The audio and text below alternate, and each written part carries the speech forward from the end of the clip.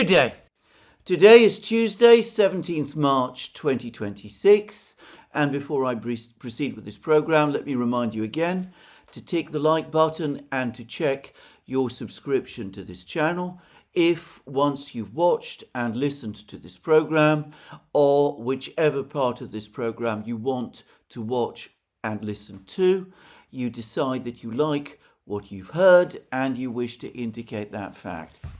Now, this morning, the big news, at least the big news in the media, the story that is dominating the media, and up to a point, rightly so, is the claim from Israel that the Israelis, over the course of an overnight strike, managed to kill the Secretary of Iran's National Security Council and the person who has been in charge or overall charge of the conduct of the war by Iran, Ali Larijani. Larijani was, of course, the previous Supreme Leader, Ayatollah Khamenei's National Security Advisor. He is the person who apparently was given overall control of the security agencies in Iran by the previous Supreme Leader, Ayatollah Khamenei, during the protests which took place in January. He is the person who coordinated the suppression of those protests. He is the individual who flew to Moscow in February and met with President Putin and with other Russian officials, and from reports I have heard, also with Chinese officials at the Chinese embassy.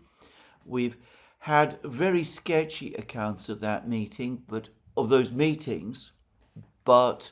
all of the information that I've heard suggests that the meetings were extensive and led to all kinds of agreements and arrangements which came into effect the moment the current conflict between Iran, Israel, and the United States began. And Larijani also is the person who perhaps masterminded, but certainly supervised, the conduct of Iran's military response to the American and Israeli attack on Iran, which began on the 28th of February. And Larijani has had an important record in Iran's politics. He's very well connected to various very senior members of Iran's clerical establishment. He's obviously been close to Khamenei in the past. He's been, I believe, the Speaker of Iran's parliament.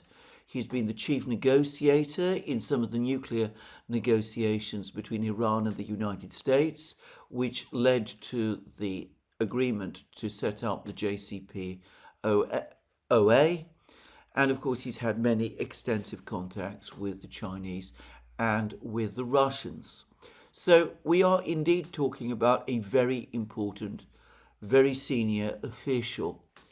But that is not the same as saying that he is an irreplaceable official.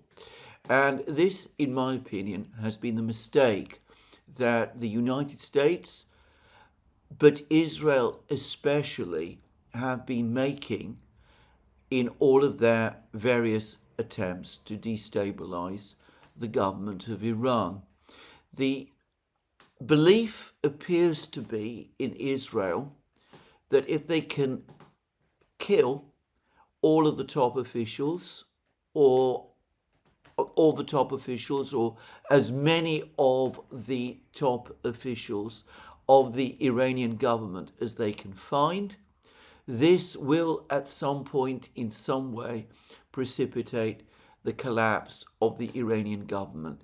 We saw that in the first day of the June 2025 12-day war, when Israel successfully tracked down and killed a large number of senior Iranian military and science officials, though not Larijani or Pezeshkian or the supreme leader himself, Ayatollah Khamenei. And we saw this again on the very first day of the current conflict on the 28th of February, when the Israelis launched a powerful missile strike on Khamenei's residence in Tehran, killing Khamenei, several members of his family, including children, and also various other senior officials who were gathered to meet with Khamenei on that particular day. Now, in relation to that particular strike, a recording has now been circulating of a report about that strike that was made by the Iranian authorities themselves, providing an account of what happened over the course of this strike and explaining why Muqtada Khamenei, the current supreme leader, and by the way, apologies for mangling my pronunciation of his name in previous videos. Anyway, how it came about that Muqtada Khamenei survived that attack. He apparently was also present at that residence, in the meeting itself, at the time when the attack was taking place. And the reports say that Muqtada Khamenei, as it happened, left the meeting to walk in the garden of the residence, even as the Israeli missiles, struck the residence, killing everybody inside. And he did suffer injuries to his foot, other injuries as well, apparently. The recording says that overall, however, he is in reasonably good condition. There's no word about him being in Moscow, by the way, just to say. But anyway, that he survived the attack, but of course his father and other top Iranian officials and members of his immediate family did not, including his children. Well, anyway, Larijani himself was not at this meeting, and, well, again, the expectation perhaps in Israel and in Washington was that after this devastating strike, which took place on the 28th of February, there might have been an expectation of the opening up of a power vacuum and of a collapse of the Iranian government and of a regime change or of a regime change crisis in Iran. But it didn't happen. And the Israelis have made the same calculation with Hezbollah. They conducted a succession of devastating strikes against Hezbollah in 2024, starting with a pager attack, then with a strike on a meeting of senior Hezbollah officials, including the leader of Hezbollah, Hassan Nasrallah, and then a subsequent meeting in which Nasrallah's immediate successor was also killed. Now, of course, in relation to all of the strikes that I've just been talking about, the one in Iran at the start of the June 2025 war, the one that took place in Tehran on the 28th of February, and the strikes against Hezbollah, which took place in the summer of 2024. According to reports and rumors, the Israelis obtained the information about these meetings from the former head of the Quds Special Forces of Iran's IRGC, General Khani, who supposedly has been exposed as a Mossad agent and has been arrested and executed, or perhaps has committed suicide, as discussed in my previous two programs.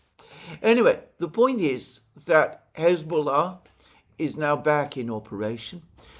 Apparently, the Israelis have been surprised that following Israel's own attempts to conduct a ground offensive against Hezbollah in Lebanon over the last week or so, and in response to Israeli airstrikes on Hezbollah in Lebanon, Hezbollah has been putting up far more effective resistance than the Israelis expected.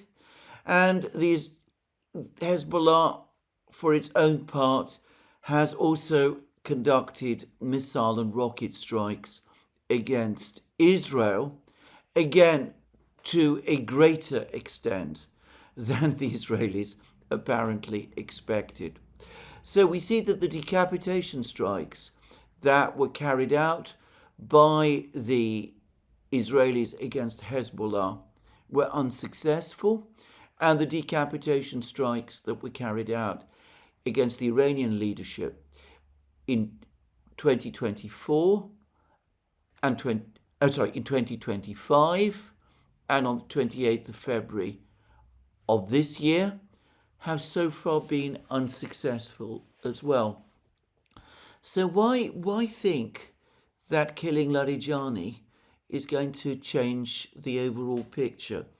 We've heard that Iran, anticipating attacks upon itself and an Iranian plan to assassinate its leaders, has decentralized its leadership, has created a mosaic defense organization, that Iranian regional governors have been given wide autonomy by the central Iranian government to make decisions as they see fit.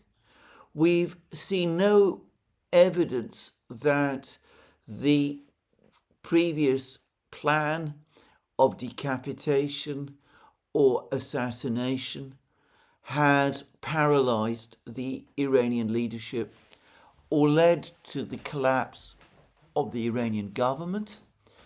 And we see no evidence that it is causing Iran to reconsider either its military or political approach to this crisis. Iran continues to conduct missile and drone attacks across the Middle East.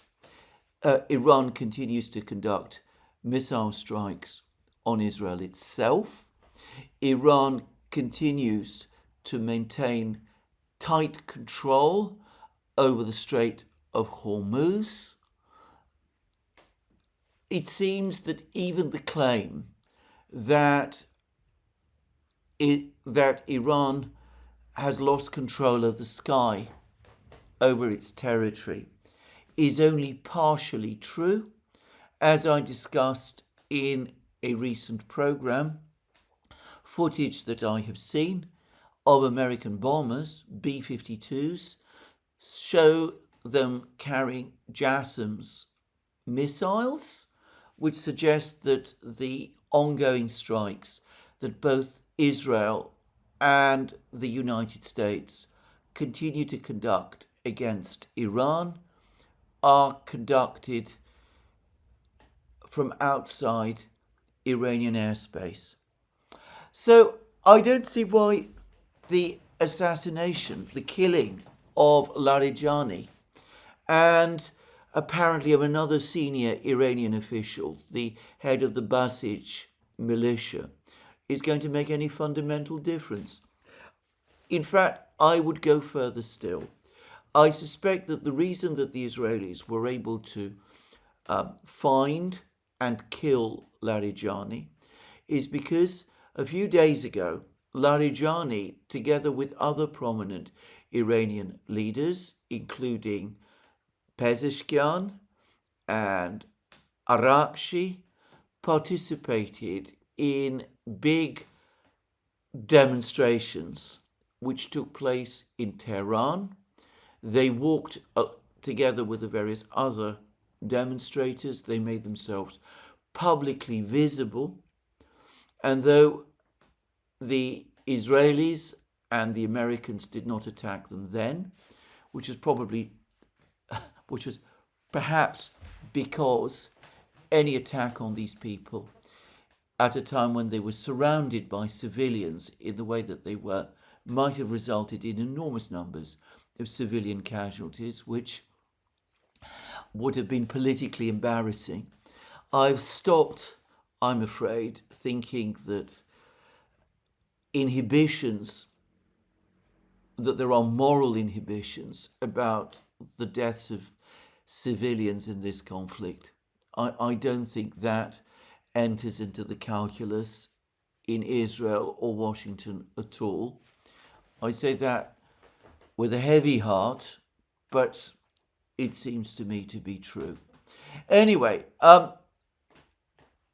the fact that Larijani made himself publicly visible in that way would have meant that the Israelis would have known where he was at a particular point in time, and that would have made it much easier for them to track his movements back to wherever it is that he was, and sooner or later that meant that the Israelis were able to catch up with him. Now, I can't help but wonder whether Larijani himself would have known that in advance, whether he knew when he participated in that big public demonstration that the Israelis would identify him and would be able to establish his location. In that case, more so than Ayatollah Khamenei on the 28th of February, Larijani basically set himself up for death, or as a devout Shia Muslim would presumably say, he himself embraced martyrdom. In which case, that must logically mean that Larijani has already selected his successors, has already picked the apparatus that will continue the campaign once he is gone. Presumably they're all agreed as to the plan and to the approach that will be taken, in which case all that the Israelis have achieved by killing Larijani, if, by the way, he is indeed dead, all that the Israelis will have achieved will have been to gift Iran, or at least the Islamic Republic of Iran, with yet another martyr. So I do not understand the logic of this decapitation strategy. Now, I've touched about my own massive ethical qualms about this, but I must also point to the incredibly ruthless way in which this decapitation strategy is being conducted. Once upon a time, not so long ago, if Western intelligence agencies had identified the presence of civilians in a location where somebody that they were targeting was likely to be, they would have avoided conducting that attack because of the presence of those civilians. That may seem idealistic, but I happen to know it is true. This time, the Americans and the Israelis are showing no such inhibitions. When they attacked Khamenei's residence on the 28th of February, they would have known that Khamenei had his family there, that there would have been wives and children and other people entirely innocent of any political activity. Khamenei's granddaughter, for example, who was only 2 years old, that they would all have been there with a high probability that they would have been killed as well. And yet, the decision was nonetheless made to conduct the strike and to carry out the killings. I have to say that this type of ruthlessness shocks me. Now, I don't know whether there were any civilians with Larijani when he was killed. I would like to believe that there were none. But I have to say, based on everything that has been going on in this conflict up to this time, that if there were, I doubt that it would have made any difference. Just saying. Anyway, there it is. That's all I'm going to say about Larijani up to this point. I fully expect that there will be someone else to take his place. I don't see that this is going to change the calculus of the war. The calculus of the war remains exactly the same as it was previous to his death. In fact, if anything, my guess, and it is only a guess, is that his death will further harden the leadership in Iran. It will mean that younger people will take over. Larijani himself was 67, just saying. That people perhaps more trusted by the Iranian leadership will be in overall control. Larijani seems to have been a deeply committed official, a loyal servant of the Islamic Republic.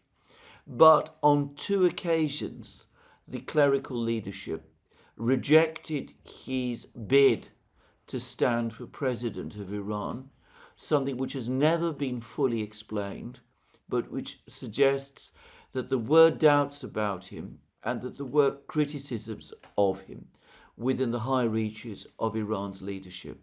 Anyway, it's likely that we're going to have a younger, tougher, more hardline leadership as the veterans who formed their views during the Iranian Revolution of the 1970s and during the Iran-Iraq War of the 1980s are replaced by younger leaders who perceive the world through the framework of the conflict, Iran's conflict with Israel and the United States.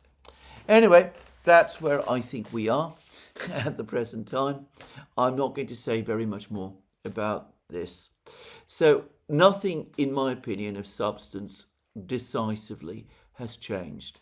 The key thing that continues to happen, the 2 key things that continue to happen, is that the energy prices continue to rise. This morning, they were trading, oil was trading at well above $100 a barrel, just saying. And the Iranians continue to maintain their very tight control of the Strait of Hormuz, letting only ships that they agreed to pass through. The Gulf monarchies are increasingly feeling betrayed and abandoned by the United States. There are now increasing comments and commentaries from senior citizens of the Gulf states. So far, the governments themselves have not joined, but more and more of them are asking, where was the protection from the United States that they were promised? Why were they catapulted into a war which was none of their choice? Why is it that it is their cities and their communities and their energy complexes that are being targeted and which the Americans are unable to protect? Why is it that the United States, despite its overwhelming power, or what they were repeatedly told was its overwhelming power, seems unable to reopen the Strait of Hormuz. Anyway, the Gulf states appear to be going through a crisis of confidence in the United States, which is deepening. I get the sense that this is starting to happen in the energy markets as well. And for the record, I don't see that the military campaign against Iran, contrary to what Pete Hegseth and others are saying, is making any kind of progress at all. And the Iranians, for their part, continue to reject all proposals for a ceasefire, all proposals for negotiations. The Iranian Foreign Minister, Abbas Araghchi, one does wonder how long it will be before the Israelis come after him, by the way. Anyway, the Iranian Foreign Minister, Abbas Araghchi, has refuted stories that were circulating in the media yesterday, which I assume had their origins from within the administration, that Araghchi was in text contact with Steve Witkoff. Araghchi said that he has no interest in talking or communicating to Witkoff at all, that he feels that he and Iran were deceived by Witkoff, and he's not interested, and Iran is not interested in a ceasefire or in negotiations or any of that sort of thing. So it seems to me that the calculus of all of that has not changed up to now at all. Just so. Now, on the American side, we are starting to see the first public signs of dissent. Joe Kent, director of the US's National Counterterrorism Center, has now announced his resignation. And this is what he says, as I'm reading this from his post on X. After much reflection, I have decided to resign from my position as director of the National Counterterrorism Center, effective today. I cannot, in good conscience, support the ongoing war in Iran. Iran posed no imminent threat to our nation, and it is clear that we started this war due to pressure from Israel and its powerful American lobby. It has been an honor serving under the President of the United States and DNI Gabbard and leading the professionals at NCTC. May God bless America. Now, Joe Kent is the first resignation that I know of. Maybe we will be seeing others, but for the moment at least, there is no sign of any concerted attempt to force open the Strait of Hormuz. The US Navy, according to reports and apparently satellite sightings, is moving further away from the Iranian coast rather than closer to it. The United States' European allies are saying that they have no intention of becoming involved in any military operation to open the Strait of Hormuz. Friedrich Merz, Chancellor of Germany, and perhaps in some respects the US's most important ally in Europe, maybe its most outspoken ally in Europe in relation to this particular conflict, the conflict with Iran. Merz is a strong supporter of Israel. He has made no secret of his dislike of the Iranian government. Anyway, he has come out and said that as far as he is concerned, as far as Germany is concerned, the conflict in the Middle East, the conflict with Iran, is not Europe's war, is not Germany's war, and they have no intention of getting involved in it. So the Europeans are refusing to participate. The Japanese are refusing to participate. The Australians are refusing to participate, and we've now seen the first significant resignation from Donald Trump's administration. And Donald Trump himself has now had to ask China for its agreement to a postponement of his trip to China at the end of this month. As I've discussed in several programs, my strong impression is that this trip at the end of this month, which supposedly came out of the meeting between Trump and Xi Jinping, which took place in South Korea at the end of last year, that this meeting was actually lobbied for or pressed by Trump himself. Indeed, I got the strong impression that it was actually Trump who basically invited himself to China following this very difficult summit meeting between himself, difficult for him, summit meeting that he had with Xi Jinping in South Korea, where basically the United States had to row back on its tariff and other policies towards China in light of China's restrictions on exports of rare earths. Of course, since then, Trump's position has been undermined further still by the Supreme Court decision, which ruled that his original tariffs were illegal and unconstitutional anyway.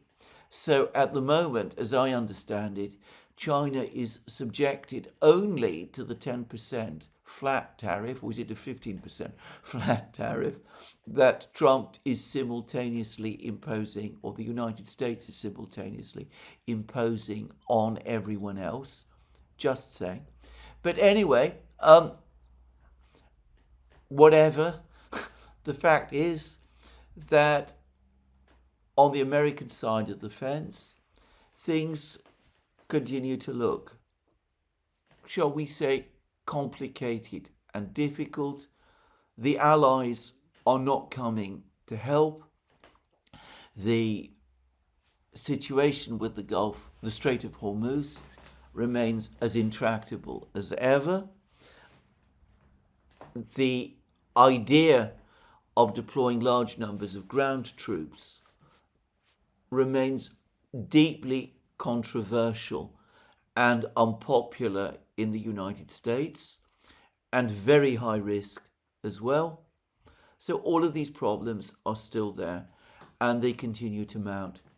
Now, before this conflict began, before the United States and Israel launched their attack on Iran, Alex Christoforou and I, on our respective channels and on the Duran, warned that Trump was at great risk of finding himself in Zugzwang.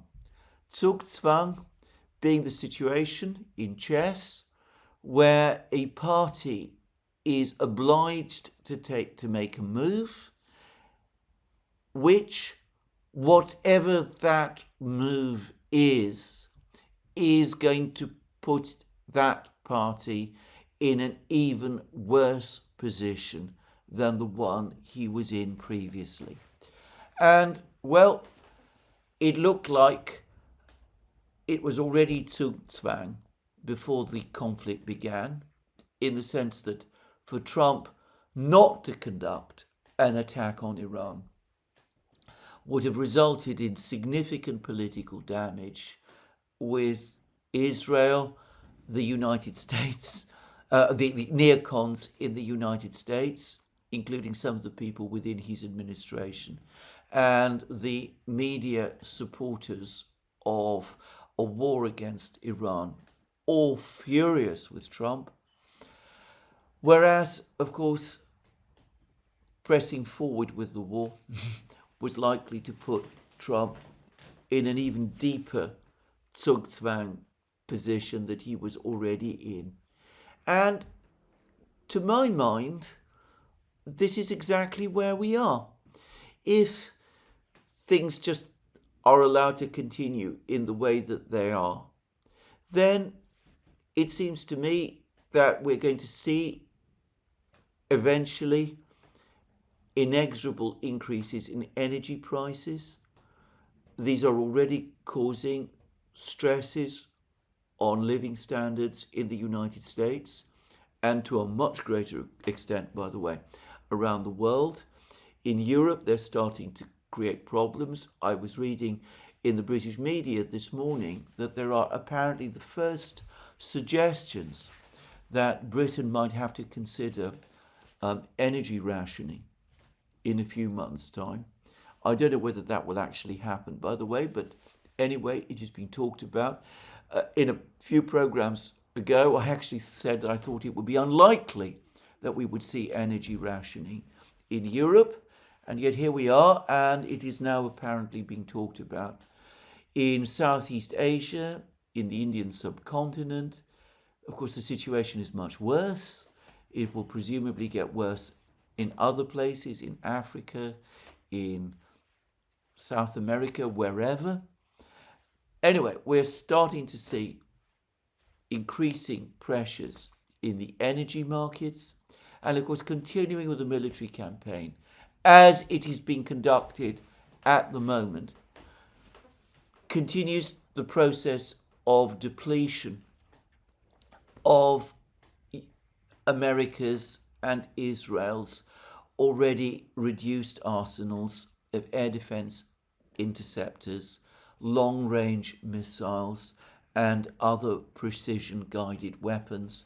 And apparently, the damage already done to the American radar stations across the Middle East is already enormous and very costly to repair, and likely to take anyway a great deal of time to repair. The alternatives, however, of forcing open the Strait of Hormuz is extremely difficult and very, very dangerous. I've been reading all sorts of reports about how if there was an attempt to escort tankers through the Strait of Hormuz, all it would take would be one mine attack or one drone attack on a single tanker, and the crisis would be much worse. In my opinion, what is deterring the US Navy and Western and Japanese navies altogether is not worries about attacks on tankers in the event that they were to send their warships into the Strait of Hormuz to conduct escort operations. Much more serious is potential attacks on the warships themselves and the potential damage to these warships, which would have a very significant political impact, which of course would be greater still depending on how bad the damage to those warships as a result of those attacks might be. So I think it is fear for the warships rather than the tankers that is keeping the Western navies away, just saying. So that option doesn't look an attractive one. And I read somewhere over the last 24 hours that an operation to force open the Strait of Hormuz using ground forces might require a force of around 100,000 men. And, well, that would be a challenging number of troops to put together in any short period of time. We're probably looking at months, perhaps even by the end of this year, before a deployment on that kind of scale could take place. And, well, of course, seizing the Strait of Hormuz, making it possible, in theory at least, for tankers to pass through, would only perhaps be the start of the problem, because Iran would still be there, presumably, so long as there is a hostile government in Tehran. There could still be rocket and missile attacks on tankers and ships. There could still be drone attacks on tankers and ships, and the troops trying to keep open the Strait of Hormuz might themselves be subject to long-term attack also. I am not a military expert, and it may be that there are things about this which I do not know, and that there are military solutions to this problem. But they are not obvious to me, and I have not seen any single military official or military expert up to now who has offered any remotely workable solution, or any solution which I see as workable. Whereas attempts to negotiate with the Iranians at this time runs up against the problem that the Iranians themselves don't seem to be interested in negotiations. And if negotiations were to take place, they would happen on a completely different basis than was the case before, with Iran, not Israel or the United States, being in the position of strength and advantage. The president is apparently now becoming increasingly offended by some of the media reporting. He's probably annoyed because reports are appearing in the media that the intelligence community in the United States warned him that an attack on Iran was more likely to strengthen the existing government than to weaken it. There were apparently warnings from the intelligence community that the Strait of Hormuz might indeed be closed, that there might be disruptions in energy markets, that there might be attacks on US regional allies in the Middle East.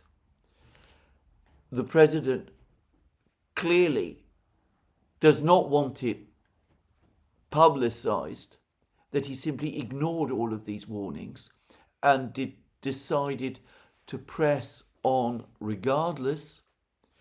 But what we now see is, with an official of the US intelligence community, Joe Kent, now resigning and leaving the administration, it is possible that we might start to see further resignations.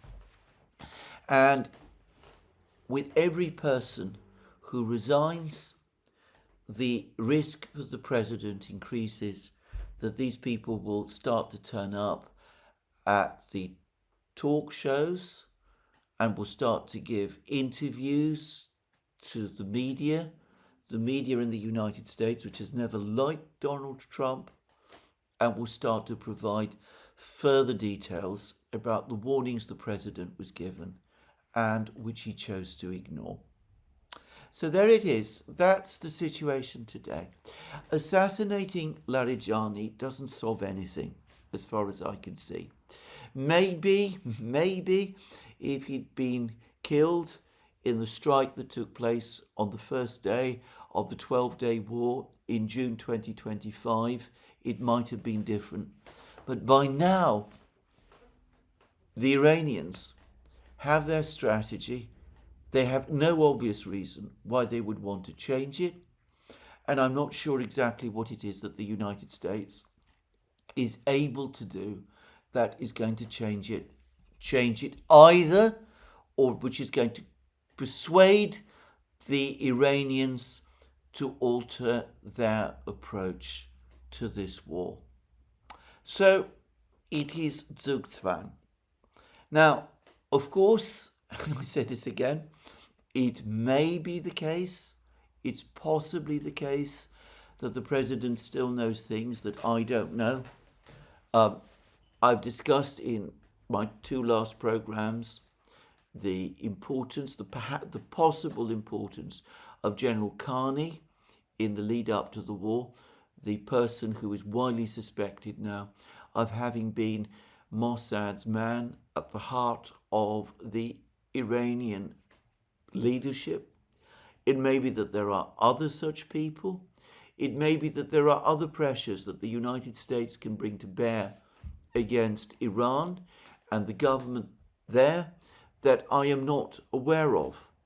It could be, for example, that the president and his officials try to do what Richard Nixon tried to do during the Vietnam War.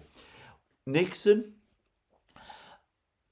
faced with a similar intractable crisis in Vietnam, tried to put pressure on the Vietnamese by establishing contacts with Vietnam's key allies, the Soviet Union and China, in the hope that these two countries would put pressure on Vietnam to bring the conflict in Vietnam to an end, to enable Nixon to say that he had taken the United States out of that conflict and secured peace with honor, which is, of course, what he said. Well, the reality was, in that case, that yes, the Chinese and the Soviets did put a certain amount of pressure on the Vietnamese. That never, however, went so far as to limit arms deliveries to the Vietnamese or economic deliveries to the Vietnamese. It was purely political and diplomatic pressure, which the Vietnamese did pay a certain amount of attention to. But of course the Soviets and the Chinese, in return for doing that, extracted very significant concessions from the United States, which I have talked about in previous programs. And ultimately, of course, as we all know, the Vietnam War did end, but not with the kind of settlement that Nixon and Kissinger perhaps intended, but with a clear-cut and decisive Vietnamese victory. Well, one should be careful. Events are not going to repeat themselves in the same way. But yes, perhaps the president, perhaps Donald Trump, does have some plan for trying to persuade the Russians and the Chinese to put pressure on Iran. And perhaps, given the fact that these two countries do have leverage over Iran, that might have some success, but of course doing that will come with a considerable political price, which will inevitably shock the very same people in the United States who propelled a no doubt very willing Donald Trump into this war with Iran in the first place.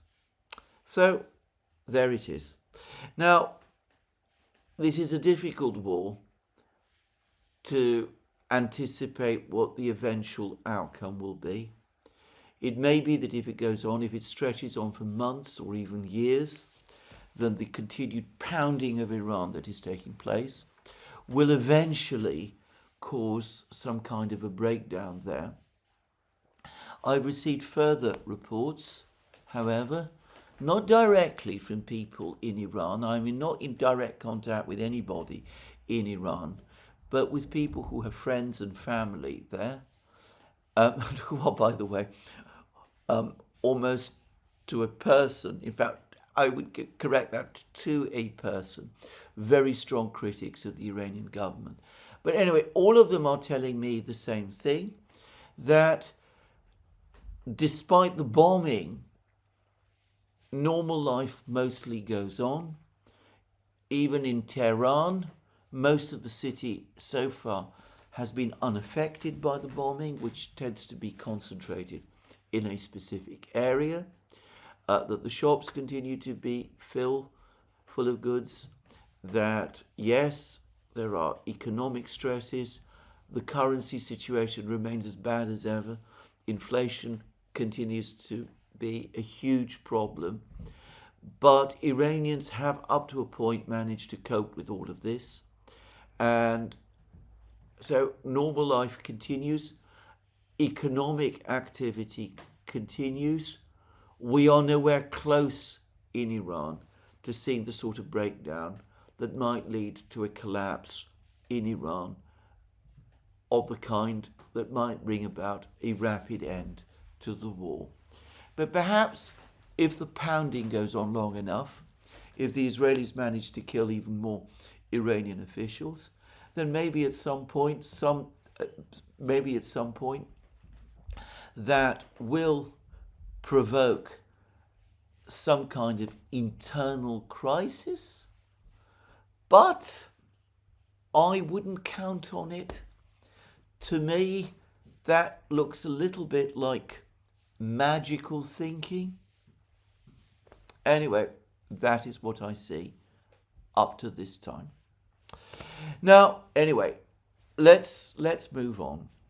I will just quickly add one thing, that as this crisis continues and remains unresolved, as pressures on the global economy grow, and inevitably sooner or later the energy price pressures are also going to start affecting the financial markets and the other commodities markets, and they're going to inevitably lead to falls in industrial output and perhaps consumer consumption. Just saying. Anyway, as these economic pressures go, there will be inevitably less and less interest in that other great conflict that is taking place at the present time, which is the conflict in Ukraine. Up to now, in many programs that I have done, I have said that the single biggest, most important geopolitical event that is taking place in the world is the conflict in Ukraine. It has been around the conflict in Ukraine that the entire global geopolitical environment has up to this time been shaped. I am obliged to say this now. Yes, Ukraine, to my mind, remains as important as ever. It continues to shape the geopolitical environment, but it has been overtaken in importance as a crisis by the crisis that we are seeing in the Middle East, and it is a far more intractable crisis than the crisis the crisis in the Middle East is arguably a much more intractable crisis than the crisis in Ukraine, if only because the Russians have a very, very different approach to the way that conducting this war than the Iranians have,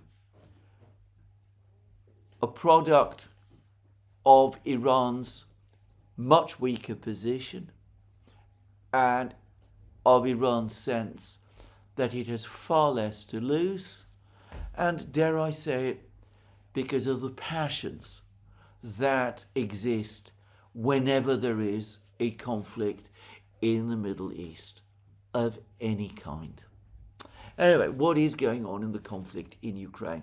Well, the first thing to say is that a Russian official, very senior Russian official, Sergei Lavrov, for example, has now given a further interview over the course of which he has spoken in utterly scathing terms about the Europeans. First of all, I should say that these comments were made over the course of a press conference which Lavrov hosted in Moscow on the occasion of the visit to Moscow of the Foreign Minister of Kenya. But as always happens when Lavrov gives a press conference, the topics quickly changed. Instead of being focused on relations between Russia and Kenya, important as those are, by the way, they are important, they focus instead shifted obviously to the Middle East and to the situation in Ukraine. I am not going to discuss what Lavrov said about the situation in the Middle East, which is very much in line with what the Russians have also and already been saying. But Lavrov did discuss the situation in Ukraine, and he said some very interesting things. First of all, he confirmed, well, it's not being he didn't confirm. The Russians have for some time confirmed, and now, of course, we know the Europeans have confirmed that Macron sent envoys to Moscow in February, his national security advisor, Mr. Bond, and that they had their meeting with Ushakov, and that this was apparently a disaster. Lavrov said that the Russians were startled to find that the French had absolutely nothing new or original to say, that they were repeating the same talking points that they make in public discussions, that the Russians saw no point in wasting their time with these tiresome people from whom they were hearing the same thing. He did not confirm, despite many reports now that say this, that Ushakov told the French to F off. But effectively, well, he made it, maybe it wasn't quite as coarse as that, or at least Lavrov did not confirm that it was as coarse as that. But the essential points that Lavrov made is that was basically what happened. Anyway, Lavrov then went on to say that the whole idea of the Europeans becoming involved in the negotiations is absolutely absurd, that they have completely discredited themselves as mediators, and he used those exact words.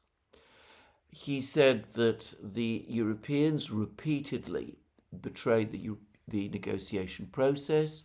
They purported to broker an agreement between the former president of Ukraine, Viktor Yanukovych, who was overthrown in the Maidan events, and his opponents, that within hours of the agreement between Yanukovych and his opponents being reached, that agreement was breached, and so far from standing by that agreement and insisting on implementation of it, the Europeans immediately and enthusiastically supported the forcible change of power. He then went over the whole story, the whole upsetting story of the Minsk Agreement of 2015, which again the Europeans mediated and which was never honoured, and how the Ukrainians have said that they never intended to honour it and that it was an exercise in buying time, and how Merkel and Hollande, who brokered that agreement, knew that all along and aided and abetted the Ukrainians in doing all of that. And Lavrov also dwelt on the role that the Europeans played in sabotaging the April 2022 Istanbul Agreement. And for the first time, he mentioned that it wasn't just Boris Johnson, but other European states as well, that apparently called Zelensky and pressured him to walk away from the agreement that it seemed had been agreed between Russia and Ukraine in Istanbul in April of that year. So Lavrov went through all of that, and he said that these people, they really think that there's any point in them joining in these negotiations or participating in these negotiations. They must be joking.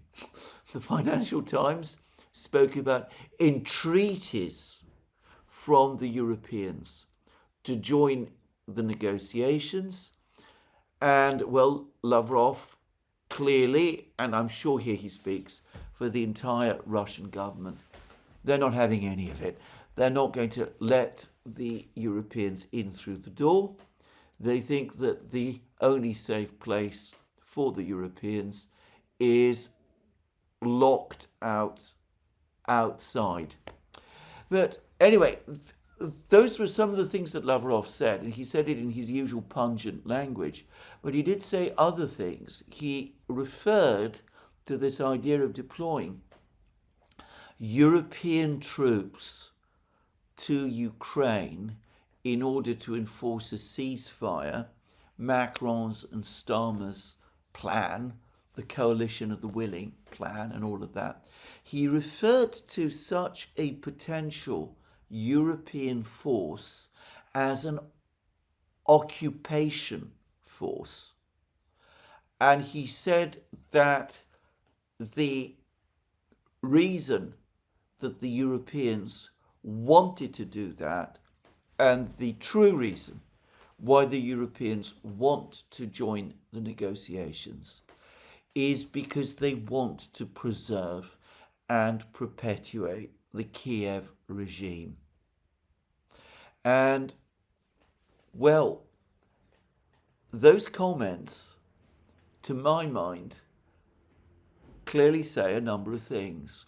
That in Lavrov's own mind, the government in Kiev not only has no legitimacy, but that any force that enters Ukraine supposedly to enforce a ceasefire, but in effect propping up that illegitimate regime, is by definition an occupation force. And for that reason, it cannot be allowed to be there, not just because it threatens Russia, but because it is occupying and by definition oppressing the people in Ukraine who want to be free of that illegitimate government in Kiev. In other words, Lavrov is saying, again, that there has to be regime change in Kiev, and he went further than he's ever done. He said that the very existence of what he calls the Kiev regime is a root cause of the war. Now, this is important language because the Russians have repeatedly said that in order for there to be peace in Ukraine and a peaceful settlement of the crisis in Ukraine, the root causes of the war must be addressed. And, well, Lavrov saying that one of those root causes which needs to be addressed is the nature of the regime in Kiev. So the Russians are coming close now, or not coming close, they're now in effect saying that the removal of Zelensky and of the entire government and political structure in Kiev is a precondition for the end of the war. They've come very close to saying this before. In fact, they started to hint at this back in the autumn of 2023, 3 years ago, after the 2.5 years ago, after the defeat of Ukraine's summer 2023 offensive. But now they are, in effect, saying it outright, though so far it is not a publicly stated negotiating position. Lavrov always chooses his words very carefully, and I am sure that this language has been coordinated by Putin in advance. I've discussed in recent programs extending all the way back to December and the Valdai attack on Putin's residence about how the Russians looked to me to be in the process of hardening their position. And it seems that these comments of Lavrov take that a step further. So that is one thing. Now, another Russian has also been speaking, and what he's had to say is also extremely interesting.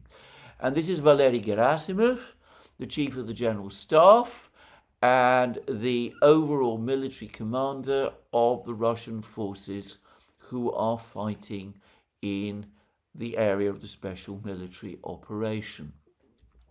Now, Gerasimov started from late summer, early autumn to provide regular updates about the state of the war, something that he had never done before, but he's now doing it, and he's now doing it on a regular basis. And what he had to say is very interesting. But to repeat again a point I've made previously, the fact that Gerasimov is talking in this way, that he is providing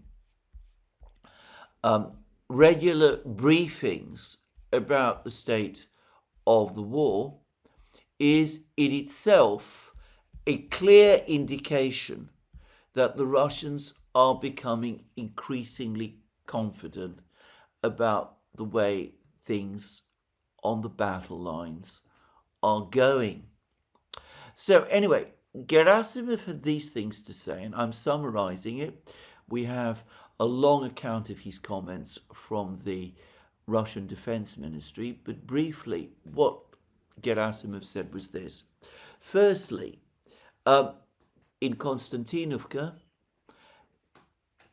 he describes a situation that differs markedly from that of the mapping projects, all of the mapping projects that I am aware of. This is not the first time this has happened, by the way. I have long believed that the situation in Konstantinovka is very different from what the mapping projects assume. I think the Russians have been taking a very have been toughly controlling information from Konstantinovka. But anyway, Gerasimov said that the Russians have broken into Konstantinovka from the northeast, and the southwest, and that they now control 60% of Konstantinovka, and that they continue to advance there. And the clear impression is that the Battle of Konstantinovka has passed its pivot point, and that we're now moving towards a position where the town is going to fall under Russian control. I believe that the Battle of Konstantinovka has been very similar to the battle in Pokrovsk and Mirnograd. I think that the Russians have mostly encircled Ukrainian troops in Konstantinovka. I did a program in which I spoke about a cauldron having developed there. It seems to me that Gerasimov's words are consistent with that. I think myself that is what is happening. He also had some very interesting things to say about the situation in other places. He said that Grishino has almost fallen to the Russians. In other words, there's still some residual resistance to the Russians there. Grishino, important village to the northwest of Pokrovsk. He said that most of Liman is now under Russian control. Again, what he has said here is ahead of what the mapping projects are saying. But he says that most of Liman is now under Russian control. He confirmed the capture of various villages around Liman, and he spoke about the Russians being close to capturing Rai Alexandrovka, and we've done programs with Stanislav Kapivnik, and he's explained how the capture of these places gives the Russians the high ground and enables the Russians to create the giant cauldron that they're working towards in Slavyansk, Kramatorsk. We are at the end of the thaw. The thaw has been very fast this year. There continue to be reports of the Russians having taken the offensive in Zaporozhye region. Surprisingly, Gerasimov had very little to say about the Zaporozhye offensive, but it does appear that it's been reactivated. But the big advances, I suspect, are going to happen. The big attacks from the Russians are probably going to happen in April. I think this is the timing. This is when we're going to start to see things begin to move. In the meantime, the Russians see the situation in Europe. They see the Europeans increasingly bewildered at a situation that is spiraling out of their control. They have no control over this conflict in the Middle East. They know that their own military forces are inadequate to fight the Iranians, where, as Boris Pistorius, the German defense minister, said, the US Navy fears to go. It is unrealistic to imagine that the European navies can go instead. So, the Middle East, out of control. They are acutely worried about rising energy costs, but they have no control over this issue either. They continue to harass the Russians. They continue to try to seize tankers in the Baltic Sea and look the other way as the Ukrainians conduct attacks on tankers in the Mediterranean. Actually, they're not looking the other way. They are assisting the Ukrainians to conduct attacks on these tankers. Lavrov, another comment that Lavrov said, is that there's been all this talk in Europe about freedom of navigation in the Persian Gulf and the Strait of Hormuz, but nothing at all from the people who've been talking about this, about freedom of navigation in the Eastern Mediterranean and in the Baltic, where tankers have been attacked or seized. He is, of course, right, but don't expect that to be reported in the media in the West. Anyway, this harassment of Russian tankers by the Europeans and their Ukrainian allies is not going to meet with much favour around the world. Now, at a time of energy shortages and rising energy costs, I suspect that before long, the administration in Washington, which is already itself under acute political pressure, is going to start to push back against it and is going to tell the Europeans and the Ukrainians to stop. Whether they will pay any attention is, of course, another matter. But anyway, the Europeans have no real strategy. The Americans have lost interest in the negotiations to end the conflict in Ukraine. I discussed all of that in the article in the Financial Times that said all of those things. That same article, by the way, said that the Russians were also frustrated by the negotiations, and this is my own take, Trump's failure to deliver on whatever it was he promised in Anchorage, and that the Russians are losing interest in the negotiations themselves, as by the way they have all but said. So, and the Europeans know that without the United States they can't keep on arming Ukraine, and they also know that with the high energy costs, their ability to pressure the Russians economically, which was never very straight gone, that's all melted away also. Meanwhile, the IMF is now again warning about major financing problems faced by Zelensky and by the government in Kiev.